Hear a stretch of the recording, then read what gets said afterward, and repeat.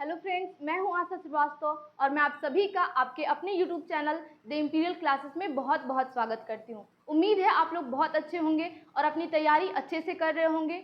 हम लोगों ने घटना चक्र की इस सीरीज़ में जो चैप्टर स्टार्ट किया था वो है गवर्नर जनरल या वायसराय। पिछले वीडियो में हम लोगों ने इसका कुछ क्वेश्चंस का डिस्कशन कर लिया था। इस वीडियो में हम लोग उसके आगे के प्रश्नों का डिस्कशन करेंगे। ये वीडियो आप लोगों के लिए बहुत ही इम्पॉर्टेंट होगा क्योंकि आप सभी जानते होंगे कि ये जो बुक है घटना चक्र का पूर्वावलोकन वाली बुक, इसमें किसी न किसी एग्ज़ाम का PYQ दिया हुआ है जो कि आपके सारे एग्ज़ाम्स के लिए इम्पॉर्टेंट होने वाला है। तो चलिए शुरू करते हैं। हमारा क्वेश्चन नंबर 56 है। हमारा क्वेश्चन नंबर 56 कहता है कि भारत में ब्रिटिश शासन के दौरान निम्नलिखित राजसी राज्यों के विलय क्रम पर विचार कीजिए। कह रहा है कि विलय क्रम पर विचार करने के लिए तो जो लॉर्ड डलहौजी द्वारा लाया गया था वो था हड़प की नीति, उसी को विलय क्रम कह रहा है। ठीक है, हड़प की नीति, इसको याद रखेंगे। हड़प की नीति या व्यपगत का सिद्धांत लॉर्ड डलहौजी द्वारा लाया गया था, उसी के बारे में कह रहा है कि राजसी राज्यों यानी कि यहाँ पे कुछ राज्य दिए गए हैं, इनका कब कब समामेलन हुआ इसको देखेंगे। ठीक है, तो जो सतारा का था ये सबसे पहले व्यपगत के सिद्धांत के तहत जो सबसे पहला राज्य था जिसको शामिल कर लिया अंग्रेज अपने क्षेत्र में वो था सतारा। इसका कब हुआ? 1848 में। ठीक है, जो संभलपुर था ये था 1849 में। ठीक है, और जो झांसी है ये आप सभी जानते हैं 1854 में। ठीक है, तो इसको याद रखेंगे। और जो व्यपगत का सिद्धांत था कब तक चला, कब तक ऐसे ही राज्यों को अपने क्षेत्र में मिलाते रहे उन लोग, तो वो 1858 तक जब साम्राज्य का सीधे अधिकार हो गया भारत पर, तब तक ये व्यपगत का सिद्धांत ऐसे ही चलता रहा। अब आप लोग समझेंगे कि व्यपगत का सिद्धांत क्या है। तो जिस क्षेत्र का यानी जिस राजा का कोई पुरुष उत्तराधिकारी नहीं होता था, मतलब पुत्र नहीं होता था, तो वहाँ पर उस क्षेत्र को अंग्रेज अपने राज्य में अपने क्षेत्र में सम्मिलित कर लेते थे। ठीक है, तो इसमें पूछ रहा है विलय क्रम पर विचार कीजिए। तो सबसे पहले सतारा हो जाएगा, फिर संभलपुर हो जाएगा और तब हो जाएगा झांसी। मतलब हमारा ऑप्शन नंबर सी सही हो जाता है।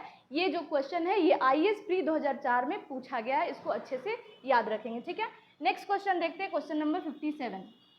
हमारा क्वेश्चन नंबर 57 कहता है कि लॉर्ड डलहौजी जिसने विलय नीति या व्यपगत का सिद्धांत या उसी को हड़प नीति कहते हैं का प्रथम शिकार निम्नलिखित में से कौन हुआ। तो अभी पिछले ही क्वेश्चन में हम लोग डिस्कस किए कि सतारा जो था वो पहला ऐसा राज्य था जिसको व्यपगत के सिद्धांत के तहत अंग्रेज अपने क्षेत्र में शामिल कर लिए। और किसने किया? तो डलहौजी के कार्यकाल में ऐसा हुआ। और सबसे पहला जो राज्य था वो था सतारा। कब? तो 1848 ईस्वी याद रखेंगे। ठीक है, ईस्वी अगर याद रखेंगे तभी आप लोग ऐसा जो क्वेश्चन आता है इसको सॉल्व कर पाएंगे। ठीक है, नेक्स्ट क्वेश्चन देखते हैं, क्वेश्चन नंबर 58।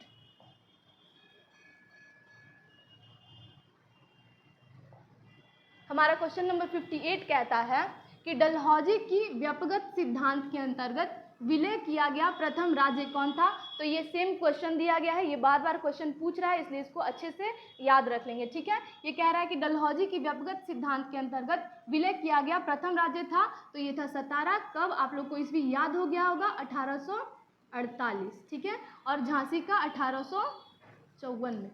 ठीक है, ये भी याद रखेंगे।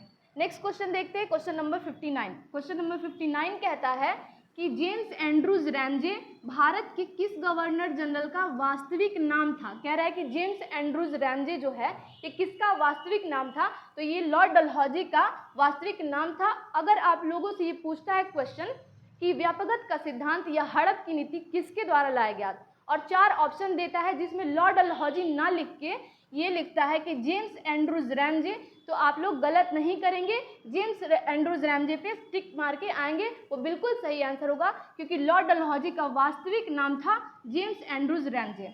इसका एक्सप्लेनेशन कह रहा है कि 1848 ईस्वी में लॉर्ड डलहौजी, जिसे अर्ल ऑफ डलहौजी, ये भी ध्यान रखेंगे, अर्ल ऑफ डलहौजी भी इसे कहा जाता था, गवर्नर जनरल बनकर भारत आया। कब आया? 1848 ईस्वी में। उसका वास्तविक जो नाम था वो है जेम्स एंड्रूज ब्राउन रैमजे, इसको याद रखेंगे। ठीक है, नेक्स्ट क्वेश्चन देखते हैं। जो भी क्वेश्चन आप लोगों को याद नहीं रहता होगा उसको आप लोग नोट डाउन करते चलेंगे और जब एग्जाम नज़दीक आ जाएगा उस समय सिर्फ उसको रिवीजन कर लेंगे। ठीक है, ये बहुत ही हेल्पफुल होगा आप लोगों के लिए। नेक्स्ट क्वेश्चन देखते हैं, क्वेश्चन नंबर 60। हमारा क्वेश्चन नंबर 60 कहता है कि अंग्रेजों द्वारा सिंध विजय संपन्न हुआ। ठीक है, अंग्रेजों द्वारा सिंध विजय संपन्न हुआ कह रहा है, किसके काल में? तो लॉर्ड एलनबरो के समय में हुआ था। और जो लॉर्ड एलनबरो है, इसको भारत में सबसे असफल अंग्रेज गवर्नर माना जाता है। किसको?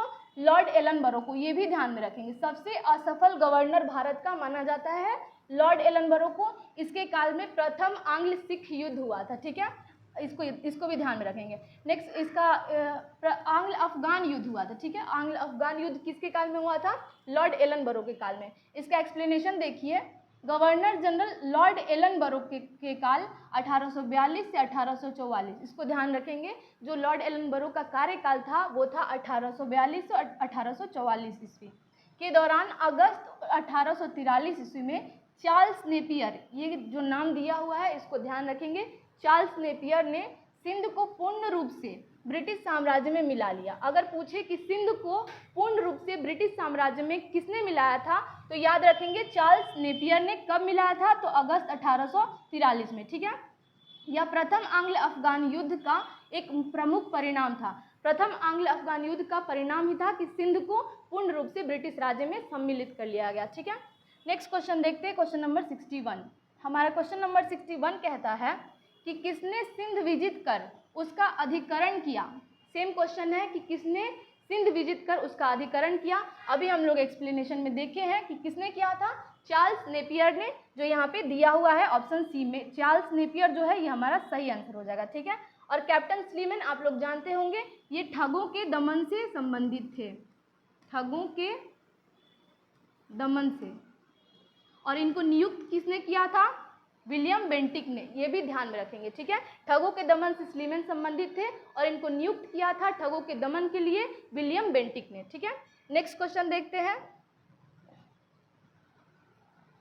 जो हमारे नेक्स्ट क्वेश्चन है, ये क्वेश्चन नंबर 62 कहता है कि सिंध पर ब्रिटिश ने कब्जा किया। ये अभी पिछले एक्सप्लेनेशन में दिया गया था कि सिंध पर चार्ल्स नेपियर ने कब्जा किया था। कब किया था? तो 1843 ईस्वी में। 1843 ईस्वी में कब्जा किया था, इसको ध्यान में रखेंगे। ठीक है, नेक्स्ट क्वेश्चन, क्वेश्चन नंबर 63 कहता है कि सिक्किम का भारत में विलय किसने किया था। ठीक है, पूछ रहा है कि सिक्किम का भारत में विलय निम्नलिखित में से किसने किया था? तो लॉर्ड डलहौजी ने किया था, लॉर्ड डलहौजी ने किया था। ठीक है, और सिक्किम का इस समय पूर्ण रूप से विलय नहीं हुआ था, इसको भी ध्यान रखेंगे, आंशिक विलय हुआ था इस समय। ठीक है, आंशिक विलय हुआ था किसके काल में? लॉर्ड डलहौजी के काल में सिक्किम का। ठीक है, इसका एक्सप्लेनेशन देखते हैं। इसका एक्सप्लेनेशन कहता है कि सिक्किम का भारत के साथ अंतर संबंध विगत इतिहास में हम 3 अवसरों पर देखते हैं। कितने अवसरों पर? 3 अवसरों पर। अब कब कब देखते हैं ये देखते हैं। ठीक है, पहला कौन सा अवसर था? तो 10 अक्टूबर 1817 को लॉर्ड हेस्टिंग्स के काल में इस तिथि को सिक्किम और ब्रिटिश भारत, उस समय जो भारत का कुछ क्षेत्र था जो ब्रिटिशों के हाथ में था, वही कह रहा है कि ब्रिटिश भारत के साथ तितल्या संधि हुई। किसके किसके बीच? सिक्किम और ब्रिटिश भारत के बीच कौन सी संधि हुई? तितल्या संधि। तो ये पहला ऐसा अंतर संबंध था जो यहाँ दिखा रहा है। ठीक है, किंतु सिक्किम के किसी क्षेत्र का ब्रिटिश भारत में मिलाने का उल्लेख नहीं है। ठीक है, सिक्किम यहाँ कह रहा है कि कुछ नेपाल के कुछ क्षेत्र सिक्किम को वापस मिलने का उल्लेख है, मतलब नेपाल का कुछ क्षेत्र जो है वो सिक्किम को वापस मिला, किंतु सिक्किम का कोई ऐसा क्षेत्र नहीं था जो ब्रिटिश भारत को मिला था, इसको ध्यान में रखेंगे। ठीक है, सेकेंड टाइम कब था? तो 1850 में सिक्किम के दार्जिलिंग और तराई का कुछ भाग लॉर्ड डलहौजी के काल में ब्रिटिश भारत में मिलाया गया। यही क्वेश्चन पूछा गया था, लेकिन कह रहा है कि यह सिक्किम का आंशिक विलय है, मतलब कुछ विलय हुआ था, पूर्ण रूप से उस समय विलय नहीं हुआ था। ठीक है, नेक्स्ट कह रहा है, थर्ड कह रहा है कि 1975 में सिक्किम का पूर्ण विलय स्वतंत्र भारत में हुआ। ये भी याद रखेंगे कि 1975 में सिक्किम का पूर्ण विलय हो गया था। कब हुआ था? 1975 में। प्रश्न में ब्रिटिश भारत में लॉर्ड डलहौजी के कार्यकाल में सिक्किम में आंशिक विलय के आधार पर आयोग ने अपना उत्तर निर्धारित किया है। तो इसका जो आंसर हो जाएगा लॉर्ड डलहौजी होगा, और उस समय सिक्किम को आंशिक विलय किया गया था और 1975 में पूर्ण रूप से भारत में मिला लिया गया था, इसको याद रखेंगे। नेक्स्ट क्वेश्चन देखते हैं।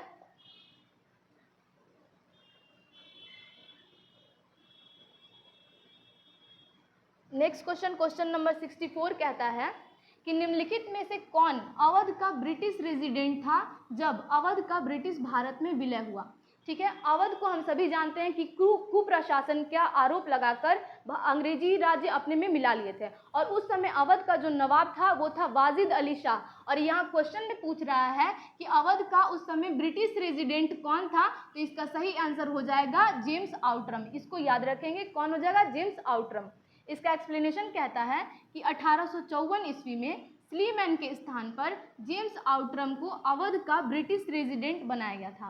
पहले स्लीमैन था, उसके बाद जेम्स आउटरम को अवध का ब्रिटिश रेजिडेंट बनाया गया था, जो क्वेश्चन में पूछा गया। ठीक है, उसने कहा कि अवध का प्रशासन बहुत दूषित है, ये भी याद रखेंगे। स्टेटमेंट वाले क्वेश्चन में पूछ लेता है कि ऐसा जो कथन लिखा है ये किसने कहा था, तो जेम्स आउटरम ने कहा है कि अवध का प्रशासन बहुत दूषित है तथा जनता की अवस्था बहुत शोचनीय है। आउटरम की रिपोर्ट को ही फरवरी 1856 में अवध के अधिग्रहण का आधार बनाया गया था। 1857 के विद्रोह के समय लखनऊ में ब्रिटिश रेजिडेंट हेनरी लॉरेंस था, जो विद्रोहियों के हाथ मारा गया था। ठीक है, इसको याद रखेंगे। नेक्स्ट क्वेश्चन देखते हैं, क्वेश्चन नंबर 65।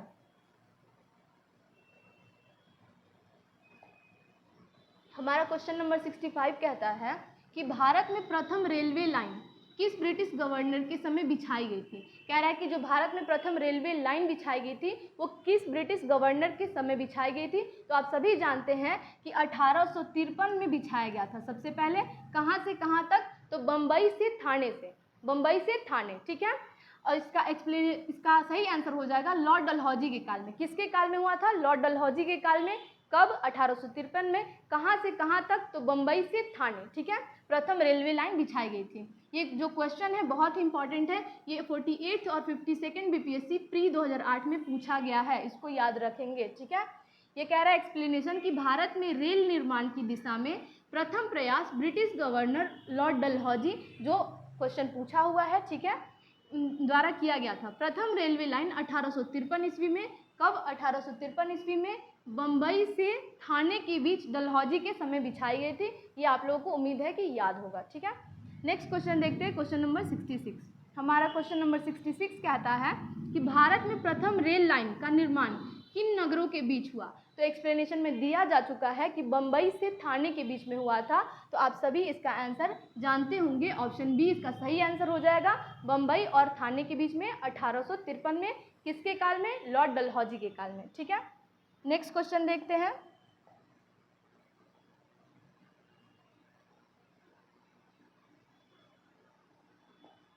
हमारा नेक्स्ट क्वेश्चन कह रहा है, क्वेश्चन नंबर 67, कि भारत में पहली रेलवे लाइन कब शुरू हुआ।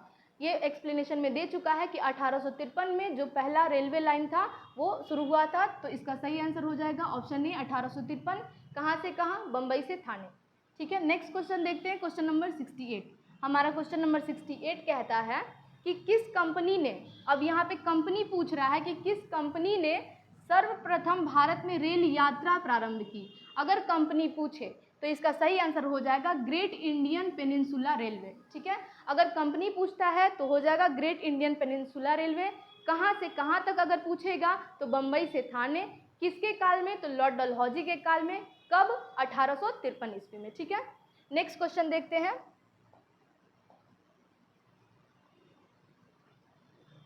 अच्छा, ये भी याद रखेंगे, जो बम्बई से स्टार्ट हुआ था वो किस स्टेशन से स्टार्ट हुआ था, तो बोरी बंदर स्टेशन से स्टार्ट हुआ था, जो यहाँ दिया हुआ है कि 1853 ईस्वी में बम्बई के बोरी बंदर स्टेशन से ठाणे के मध्य भारत में सर्वप्रथम रेल यात्रा का प्रारंभ ग्रेट इंडियन पेनिनसुला रेलवे, ये याद रखेंगे, द्वारा किया गया था।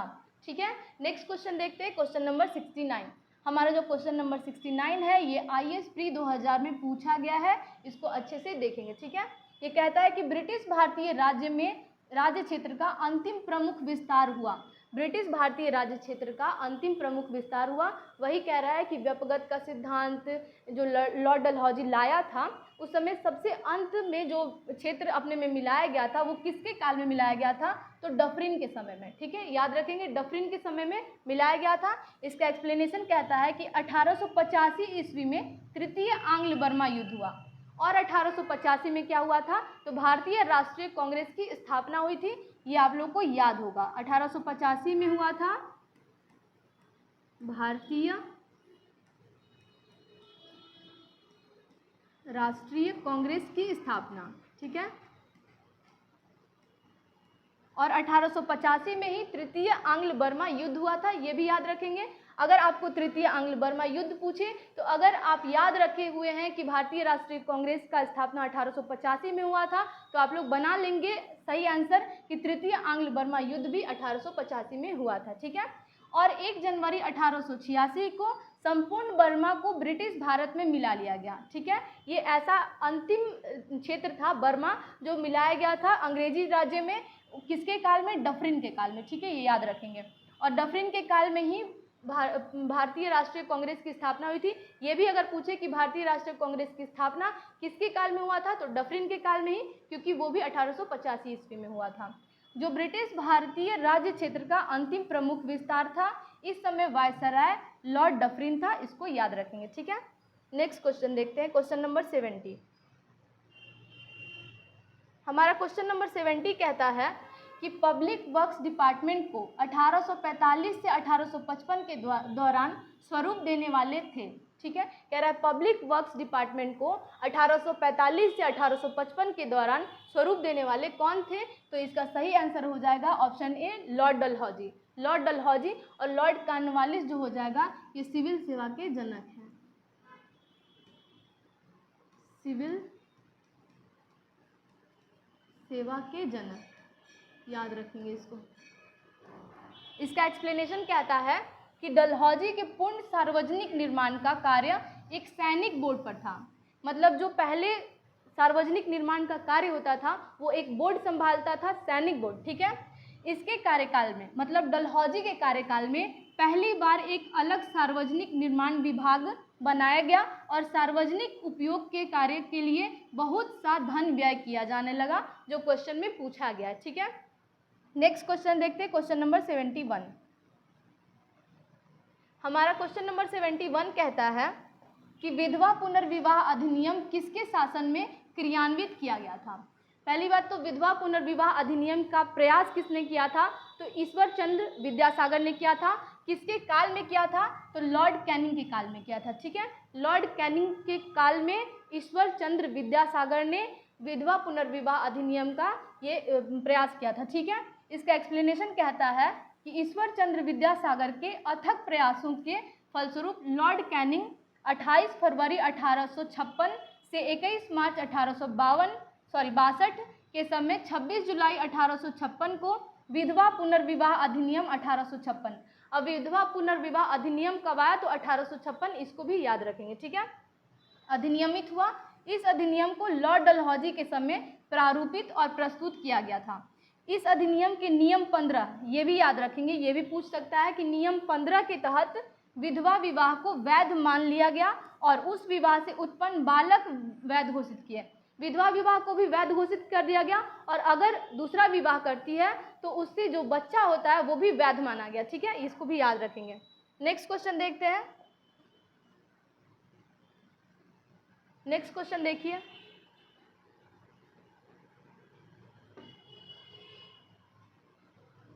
हमारा नेक्स्ट क्वेश्चन कह रहा है, क्वेश्चन नंबर 72। हमारा क्वेश्चन नंबर 72 कहता है कि 1 नवंबर 1858 को महारानी विक्टोरिया का घोषणा पत्र इलाहाबाद में पढ़कर सुनाया था, ठीक है। कह रहा है कि 1 नवंबर 1858 को महारानी विक्टोरिया का घोषणा पत्र इलाहाबाद में पढ़कर किसने सुनाया था, तो इसका सही आंसर हो जाएगा लॉर्ड कैनिंग ने। किसने सुनाया था, लॉर्ड कैनिंग ने, ठीक है। इसका एक्सप्लेनेशन देखते हैं।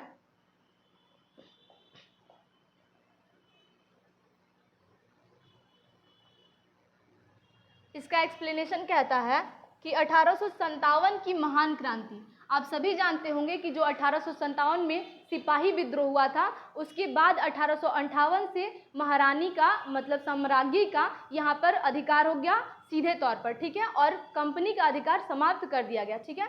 तो वही उसी समय कह रहा है कि 1857 की महान क्रांति का सबसे महत्वपूर्ण परिणाम था महारानी की उद्घोषणा, ठीक है, जो इलाहाबाद में पढ़ा था किसने, लॉर्ड कैनिंग ने, ठीक है। यह उद्घोषणा 1 नवंबर 1858 को इलाहाबाद में हुए दरबार में भारत के प्रथम वायसराय, ये याद रखेंगे किसने, भारत के प्रथम वायसराय लॉर्ड कैनिंग द्वारा उद्घोषित की गई थी। नेक्स्ट क्वेश्चन कह रहा है क्वेश्चन नंबर 73। हमारा क्वेश्चन नंबर 73 कहता है कि निम्न में से कौन एक भारत का प्रथम वायसराय था। यहाँ के एक्सप्लेनेशन में आप लोग देख चुके हैं होंगे कि जो भारत का प्रथम वायसराय था वो था लॉर्ड कैनिंग, और उसी के द्वारा इलाहाबाद में महारानी का उद्घोषणा पत्र पढ़ा गया था, ठीक है। तो इसका सही आंसर हो जाएगा लॉर्ड कैनिंग। नेक्स्ट क्वेश्चन देखते हैं क्वेश्चन नंबर 74। हमारा क्वेश्चन नंबर 74 कहता है कि 1 नवंबर 1858 को महारानी विक्टोरिया का उद्घोषणा पत्र पढ़कर सुनाया था लॉर्ड कैनिंग ने, कहाँ पर, तो एक्सप्लेनेशन में अभी दिया हुआ था कि इलाहाबाद में इसको पढ़ा गया था। कब पढ़ा गया था, तो 1 नवंबर 1858 को, ठीक है। किसके द्वारा, लॉर्ड कैनिंग के द्वारा, इसको याद रखेंगे, ठीक है। नेक्स्ट क्वेश्चन देखते हैं क्वेश्चन नंबर 75।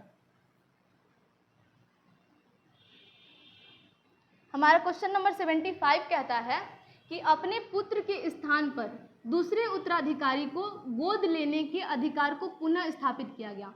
जो व्यपगत का सिद्धांत था या जिसको हड़प की नीति बोलते थे, वो क्या था कि अगर किसी का उत्तराधिकारी नहीं होता था, किसी राजा का पुत्र नहीं होता था, तो वो किसी और के पुत्र को गोद नहीं ले सकता था, ठीक है। फिर जो भी उसका राज्य था वो अंग्रेजी राज्य में मिला लिया जाता था, ठीक है। लेकिन यहाँ पर कह रहा है कि कब पुनः इसको स्थापित कर दिया गया कि अगर किसी का उत्तराधिकारी नहीं है तो वो किसी और को गोद ले सकता है और उसको उत्तराधिकारी बना सकता है। तो यहाँ आपके पास 4 ऑप्शन दिया है, जिसमें आपका सही आंसर हो जाएगा ऑप्शन डी, 1858 की साम्राज्ञी की घोषणा ने, ठीक है। 1858 से पहले तक व्यपगत का सिद्धांत जो लॉर्ड डलहौजी द्वारा लाया गया था वो चलता रहा, ठीक है। लेकिन 1858 में जब साम्राज्ञी का अधिकार हो गया, ब्रिटिश ईस्ट इंडिया का अधिकार समाप्त कर दिया गया, तब से क्या हुआ कि जिसका उत्तराधिकारी नहीं है वो किसी और को गोद ले सकता है और उसको उत्तराधिकारी मान सकता है, ठीक है। तो इसको याद रखेंगे, कब ऐसा हुआ था, 1858 की साम्राज्ञी की घोषणा से, ठीक है। इसका एक्सप्लेनेशन कहता है कि महारानी की उद्घोषणा 1 नवंबर 1858 को इलाहाबाद में हुए दरबार में लॉर्ड कैनिंग द्वारा उद्घोषित की गई, जो पिछले क्वेश्चन में आप लोग देख चुके हैं, ठीक है। इसमें भारतीय देशी राज्यों के प्रति नीति को भी व्यापक रूप से परिवर्तित किया गया और ब्रिटिश साम्राज्य के लिए संभावित किसी संकटापन्न स्थिति से बचाव के लिए उनका प्रयोग करने हेतु उन्हें तैयार किया गया। विजय और विलय की नीति का पूर्णतः परित्याग कर दिया गया और देशी राज्यों के शासकों को उत्तराधिकारी गोद लेने की अनुमति दी गई 1858 की साम्राज्ञी की घोषणा से, ठीक है। इसको याद रखेंगे। नेक्स्ट क्वेश्चन देखते हैं क्वेश्चन नंबर 76। हमारा क्वेश्चन नंबर 76 कहता है कि महारानी विक्टोरिया को भारत की साम्राज्ञी नियुक्त किया गया। जैसे ही ये कह रहा है कि साम्राज्ञी कब नियुक्त हुआ, तो जो महारानी का सबसे सीधा शासन हो गया था वो हुआ था 1857 के विद्रोह के ठीक बाद 1858 में। लेकिन यहाँ क्वेश्चन में पूछ रहा है कि साम्राज्ञी कब नियुक्त किया गया, तो इसका सही आंसर हो जाएगा 1877 में, ठीक है। इसका सही आंसर हो जाएगा 1877 में भारत का साम्राज्ञी नियुक्त किया गया महारानी विक्टोरिया को, ठीक है। इसको याद रखेंगे। नेक्स्ट क्वेश्चन देखते हैं। इसका एक्सप्लेनेशन कहता है कि राजसी उपाधि अधिनियम ब्रिटिश संसद द्वारा 1876 में पारित किया गया और इसी के ठीक बाद 1877 में उनको यहाँ का साम्राज्ञी बना दिया गया, ठीक है। इस अधिनियम के तहत महारानी विक्टोरिया को 1 जनवरी 1877 को दिल्ली दरबार में भारत की साम्राज्ञी घोषित किया गया। इसी प्रकार सम्राट एडवर्ड 7 और वर्ष 1903 में तथा जॉर्ज पंचम को वर्ष 1911 में भारत का सम्राट घोषित किया गया था। इसको याद रखेंगे, ठीक है। नेक्स्ट क्वेश्चन कह रहा है क्वेश्चन नंबर 77 कि निम्नलिखित में से किस गवर्नर जनरल ने भारत में दास प्रथा को समाप्त किया था। अच्छा, दास प्रथा का जो प्रयास किया था सबसे पहले वो किया था लॉर्ड विलियम बेंटिक ने। और यहाँ पर जो पूछ रहा है ये कह रहा है कि पूर्ण रूप से समाप्त किसने किया था और इसके लिए कानून किसने लाया था, तो इसका सही आंसर हो जाएगा लॉर्ड एलनबरो। लॉर्ड एलनबरो के काल में पूर्ण रूप से दास प्रथा को समाप्त कर दिया गया, ठीक है। इसका एक्सप्लेनेशन कहता है कि 1843 के एक्ट 5, ये भी याद रखेंगे, एक्ट 5 के द्वारा, ठीक है, भारत में तत्कालीन गवर्नर जनरल लॉर्ड एलनबरो ने दास प्रथा का उन्मूलन किया। इसका कार्यकाल 1842 से 1844 ईस्वी तक था। किसका कार्यकाल? तो लॉर्ड एलनबरो का कार्यकाल 1842 से 1844 ईस्वी तक था और इसी के काल में पूर्ण रूप से दास प्रथा को समाप्त कर दिया गया। कब किया गया? तो 1843 के एक्ट 5 के द्वारा। ठीक है, नेक्स्ट क्वेश्चन देखते हैं, क्वेश्चन नंबर 78। हमारा क्वेश्चन नंबर 78 कहता है कि निम्न युग्मों में से कौन सा सही सुमेलित है। पूछ रहा है कि यहाँ पे 4 युग्म दिए गए हैं, इसमें सही सुमेलित कौन सा है। ठीक है, तो ऑप्शन ए कहता है कि लॉर्ड कॉर्नवालिस स्थायी बंदोबस्त, जो कि बिल्कुल सही है। ठीक है, ऑप्शन ए हमारा सही हो जाता है। नेक्स्ट कह रहा है कि चतुराईपूर्ण निष्क्रियता लॉर्ड वेलेस्ली, जो कि गलत हो जाएगा। इसका हो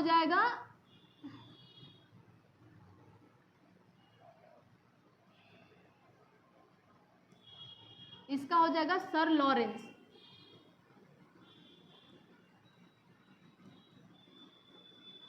चतुराईपूर्ण निष्क्रियता से कौन संबंधित था? तो सर जॉन लॉरेंस संबंधित था। सहायक संधि कह रहा है लॉर्ड डलहौजी, जो कि बिल्कुल गलत है। सहायक संधि जो है ये यहाँ पर आपके सामने दिया है वेलेस्ली ने। और भारतीय राष्ट्रीय कांग्रेस की स्थापना कह रहा है लॉर्ड कैनिंग, जो कि बिल्कुल गलत है। भारतीय राष्ट्रीय कांग्रेस की स्थापना 1885 में हुआ था।